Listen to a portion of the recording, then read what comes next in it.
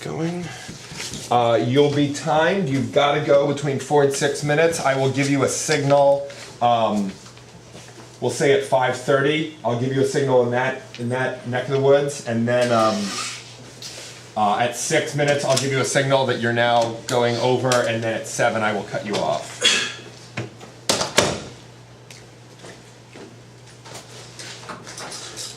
Okay, remember to be a respectful audience, and I think we are all ready to go. Are we? Yeah.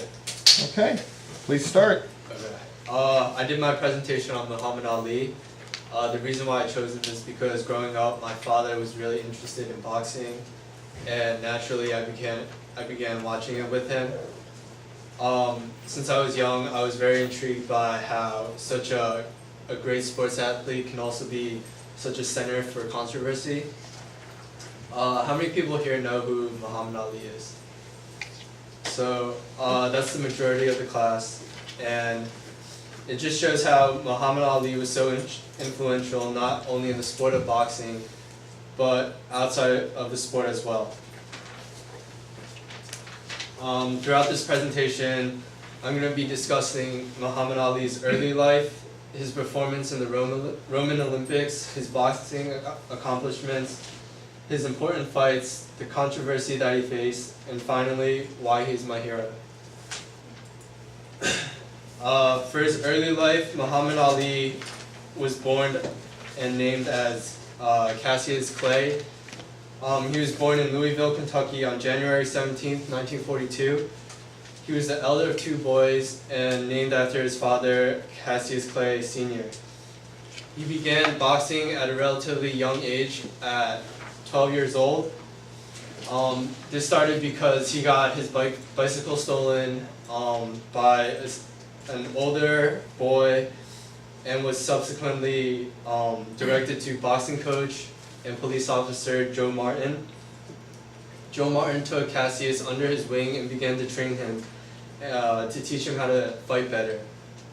Unbeknownst to Joe Martin, Cassius Clay began training under Fred Stone, who was an African-American trainer working in a local community near where Muhammad Ali lived.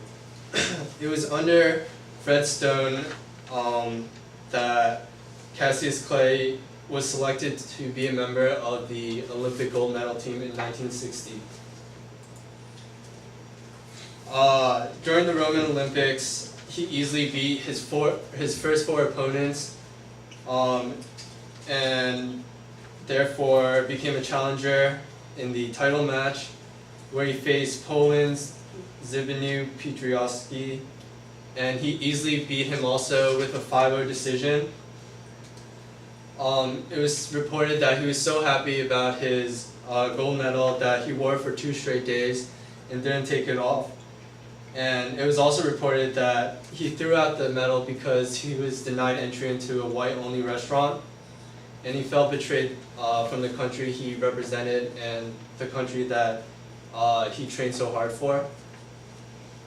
And after coming back from the Olympics with the gold medal, he decided to turn professional. Over his illustrious career, Cassius Clay has won numerous medals and accomplishments. He won 6 Kentucky championships, 2 national gold gloves, and 2 amateur athletic union championships. He won a gold medal, and he was a 3-time world heavyweight champion. And over his career, he won over $31 million, which at the time is a huge significant of money, which just shows how great he was at boxing and how influential he was.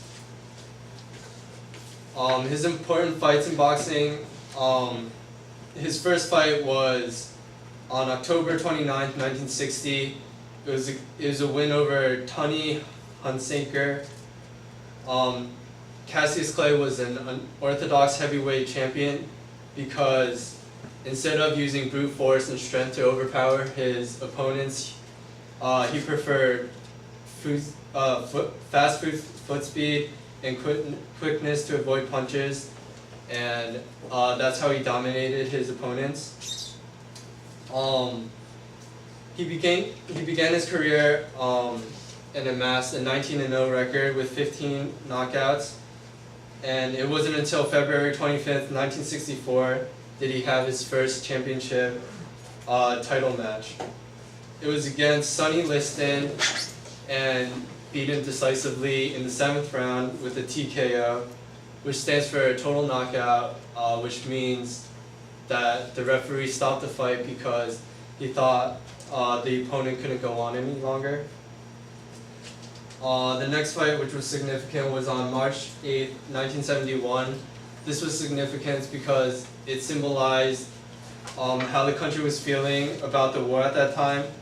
Muhammad Ali was very anti-establishment, and which basically means he was against the Vietnam War and didn't feel it was right to go there, while his opponent Joe Frazier was very pro-war, and he stated in his autobiography that although he never got drafted and never got an opportunity to serve in the war, he would definitely serve in the war because he felt that this country was so great to him.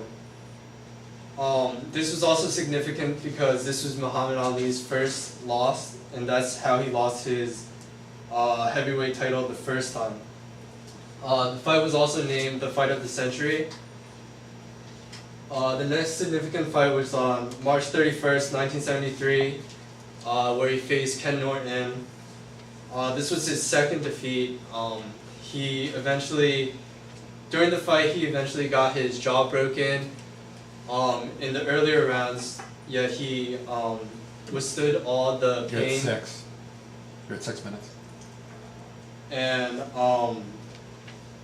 eventually lost to Ken Norton.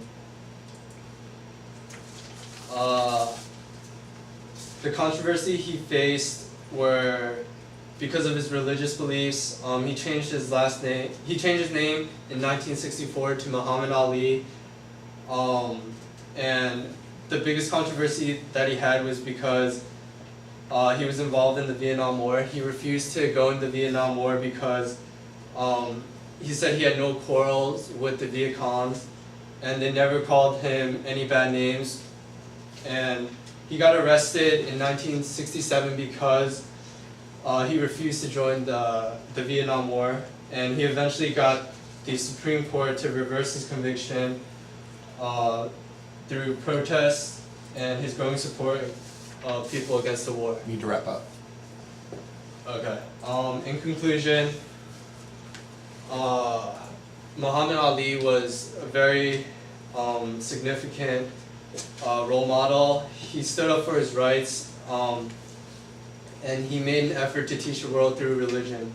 Muhammad Ali is a legend, a role model, and a hero, and his influence on society is extraordinary. And this is my bibliography right here. That's it. Okay, thank you.